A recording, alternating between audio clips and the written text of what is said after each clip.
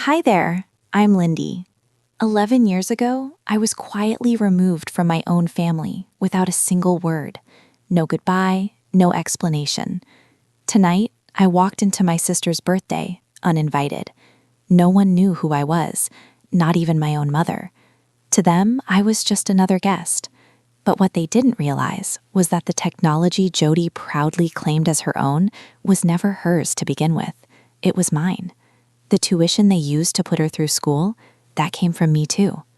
They told everyone I left on my own, but what if leaving was never my choice? I hadn't stood on that porch in over a decade, yet the crunch of gravel beneath my heels felt unchanged. I stepped out of the car, holding my breath longer than I realized, gripping the invitation tightly as if it might vanish. My name wasn't printed on it, not as the sender at least. Wesley had invited me, not Jody. That alone said everything. The Langley estate looked exactly the same. White columns, brick steps, the faint scent of freshly trimmed hedges in the air. I smoothed the front of my black coat before walking up. 11 years. That's how long it had been since I was erased. Wesley opened the door, greeting me with that familiar half smile and pulling me into a warm hug. He was one of the few who never chose sides when everything fell apart all those years ago. "Melanie, I'm really glad you came," he said, and it sounded genuine. He had no idea what his invitation had set in motion. The moment I stepped inside, everything hit me at once. Music filled the air, candles burned softly, glasses clinked, and the room was crowded with faces that felt both strange and familiar. They were the same people from years ago, doctors, colleagues, family friends, just older now, quieter somehow.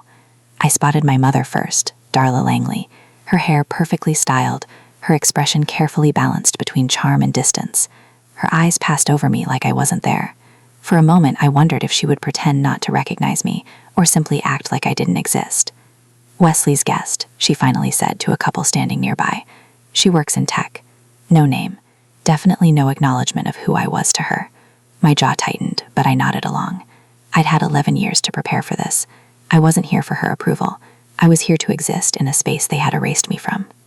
I moved deeper into the room and saw Boyd, my father, standing near the fireplace. He didn't hide his reaction.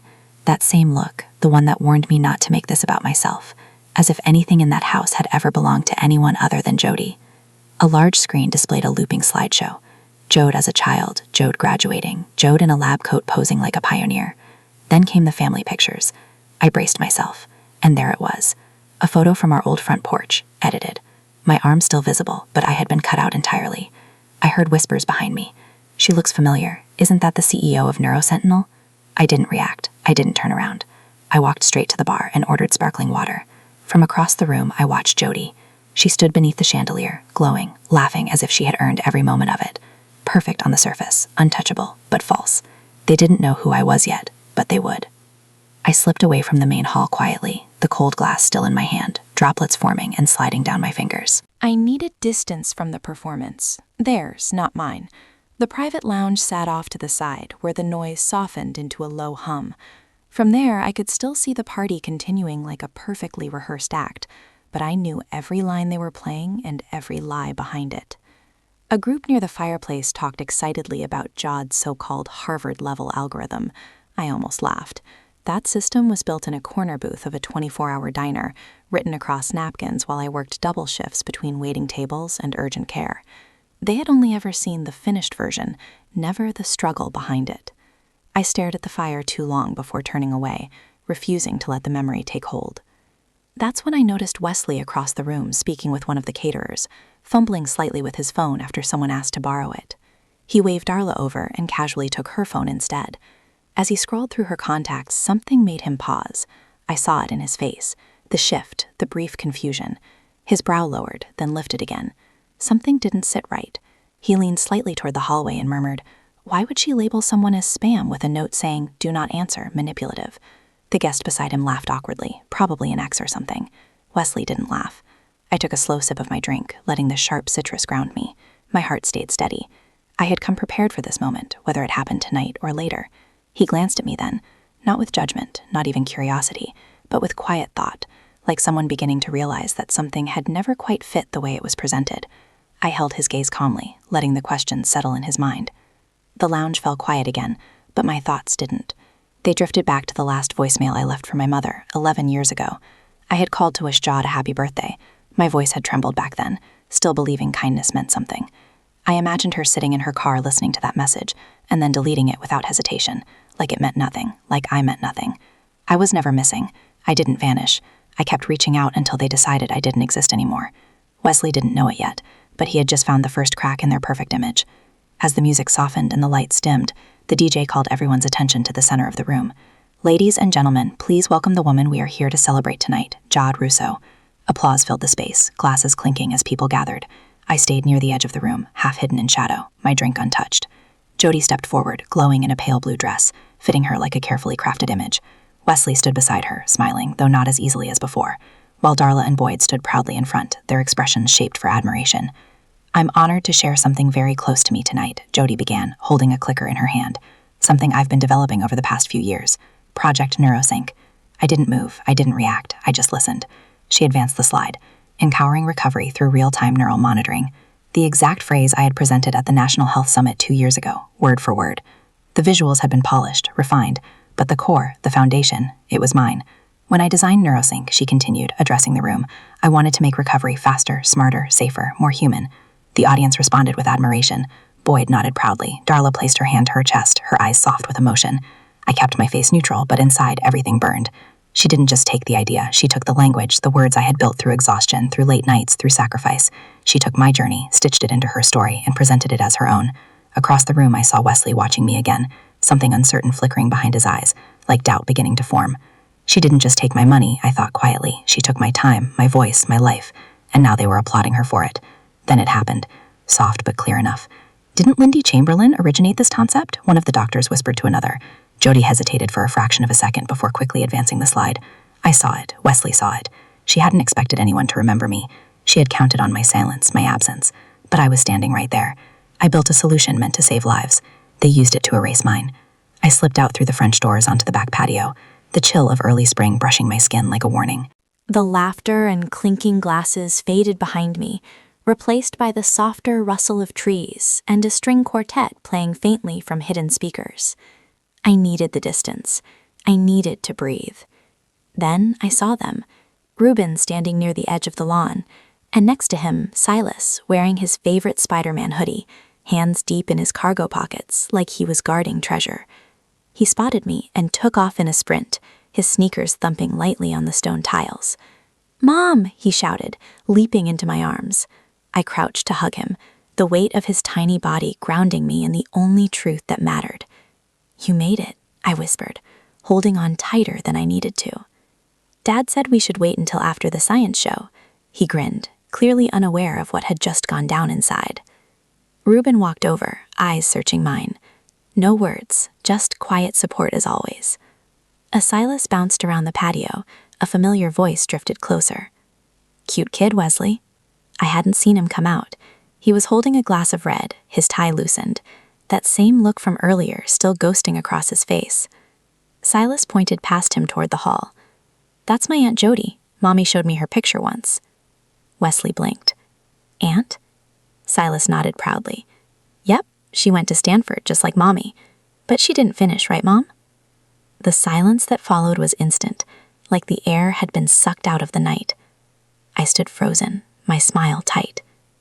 Ruben's hand slipped onto my shoulder. Wesley's gaze never left me. Behind him, 2 guests paused mid-sip.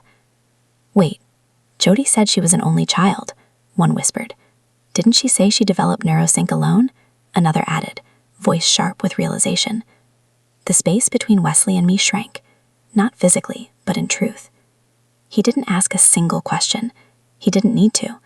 The timeline, the tech, the lie. It was unraveling faster than anyone could stop it. I looked down at Silas, who had already wandered to the edge of the koi pond, humming to himself, completely unaware that his innocent words had just sliced through a decade of deceit. The truth has a funny way of slipping past the gatekeepers, especially when it's wearing Spider-Man sneakers. I slipped through the patio doors into the side hall, letting the heavier silence wrap around me like armor. The hum of conversation was still alive in the distance, but out here it felt quieter, almost manageable. Almost. A shadow peeled away from the wallpapered wall. "Boyd, you just couldn't help yourself, could you?" he hissed, voice low but heavy with heat. "Had to make tonight about you again." I didn't answer. "Not yet." He stepped closer. "You left this family a mess. You bailed. Now you're back to throw grenades at your sister's life." My jaw tightened. "I left," I said slowly. "That's your version, huh?" He crossed his arms, smug. "You couldn't handle pressure. College broke you. We tried." "No, you didn't." My voice didn't rise, but the weight behind it cracked something in him. "You emptied my college fund without telling me. You sent it to Jord's account. You told me to be grateful she was doing something worthwhile.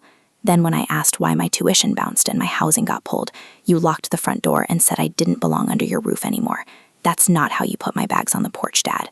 Darla's heels clicked into the hallway like an alarm. "Not here," she said through gritted teeth. "People can hear." "Good," I shot back. "Maybe they should. They've heard your version for 11 years. Let them hear mine for once." Darla looked rattled. Boyd scoffed and stepped in again. "You always were dramatic, and you always needed control," I said calmly. "Guess what? You lost it." Wesley passed the corridor just then. He didn't stop, but he didn't look away either. He heard. Boyd leaned in, his tone quieter now, sharper. "Whatever you think you're doing, it won't stick. You're still the one who left." I tilted my head. "If you're so sure I walked out, why does it scare you every time I walk back in?" I left Boyd standing in the hallway with his teeth clenched and hands balled into fists, Darla tugging at his sleeve like he was a live wire. I didn't rush. I walked slow, steady through the house like I belonged. Because I did. 15 minutes later, I stood at the center of the dining room. Guests sipped wine nearby, casting glances our way, pretending not to listen. The antique chandelier above hummed quietly. Boyd was at the far end of the room now, shoulders squared like he was ready for another round. Darla stood beside him, tense, lips pursed into something between regret and rehearsal. I placed a manila envelope on the table in front of me.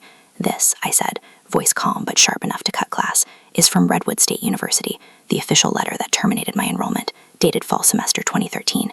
I pulled the second page free, unfolded it. And this," I held it up, "is a wire transfer receipt, August 14th, the same year. The full amount of my tuition moved from my education trust to a new account in Jord's name, authorized by my father." The room stopped breathing. Boyd let out a bitter laugh. "That's fiction. You can print anything nowadays. You think I photoshopped a bank's transfer record?" I raised an eyebrow. "You think a state university forged my cancellation?" Darla stepped forward, desperate. "Lindy, this isn't the time." "No, Mom. The time was 11 years ago, the moment I asked where my tuition went, and you handed me a suitcase instead of an answer." I felt a presence behind me. Reuben, silent, steady. "She's not here to fight," he said, placing a hand gently on my back. "She's here because she has nothing left to lose but the truth." Wesley stepped from the edge of the crowd. "May I?" I nodded and handed him the documents. He read them silently. No one moved. That envelope weighed less than a pound, but it held a decade of silence, sacrifice, and stolen chances, and I wasn't letting go of it this time. Guests were starting to drift back into the main room after dessert, chatter rising like nothing had happened. But something had. Something that couldn't be undone. Wesley moved with a quiet purpose. I stayed back near the fireplace, watching as he walked to Jody, who stood beneath the chandelier like she was still the center of the universe. "Jody," he said, loud enough for those near the hors d'oeuvres to hear. "Where did you say you studied neurosync again?" She blinked. "I told you already. It was part of an independent study in residency." He nodded slowly, pulling his phone from his pocket. "Right. And you said you developed the predictive model yourself." Her smile didn't falter yet. "Yes, from scratch. You know that." He typed, tapped, scrolled. "Funny," he said, eyes on the screen. "Because I just searched neurosync predictive modeling, and guess whose name popped up first?" He turned the screen toward the group gathering nearby. "Lindy Chamberlain. Published white paper, 2021. He read a paragraph aloud. "These exact words were in your speech, Jody." A ripple went through the crowd. A doctor turned to another. "That paper won at Northwestern. She was the keynote." Another voice. "Wait, didn't Jody always say she never had siblings?" Jody's mouth opened, but no sound came. "We collaborated," she finally blurted. "Years ago, it was joint work." Wesley shook his head. "No, you said she vanished. You said she dropped out and cut all ties." More silence, more eyes, all of them on her now. I didn't speak. I didn't need to. When lies are screamed for long enough, truth doesn't have to raise its voice. The silence didn't break. It shattered. Wesley held the room in his palm. His voice was the match, and the lies were already soaked in gasoline. All it took was one more spark. He looked at Jody, not with anger, but with something worse. Clarity. I believed everything you told me, he said, voice low. I stood by you while you built this image, but now I know you built it on her work, on her name. Jody stepped forward, eyes wide. Wes, please don't do this. You don't know the whole story. He took off his wedding band, slow and quiet, and placed it in her hand. You didn't just lie to me. You built our life on her ashes. She gasped, but he'd already turned away. Wesley, wait, we were a team. Her voice cracked. Tell them, Dad. Tell them it wasn't all me. Boyd didn't move. Mom, she pleaded, turning to Darla. But Darla's face had collapsed into something tight, gray, hollow. This is your mess, Jody, not ours. Jody staggered like someone pulled the ground out from beneath her. I could have stayed to watch her scramble, explain, rewrite. She was always good at rewriting. Instead, I picked up my clutch from the credenza. Reuben stood waiting near the door. I nodded once. I passed Jody without looking. No smirk, no triumph, just air. She reached for me. Lindy, please. I didn't mean to take everything. I was surviving. I stopped, glanced sideways. We were all surviving. I just didn't do it by erasing someone else. I kept walking. No one stopped me. Not Boyd, not Darla, not even the guests. They parted like curtains, letting me exit the stage I never auditioned for. As I stepped into the night, a weight left my body.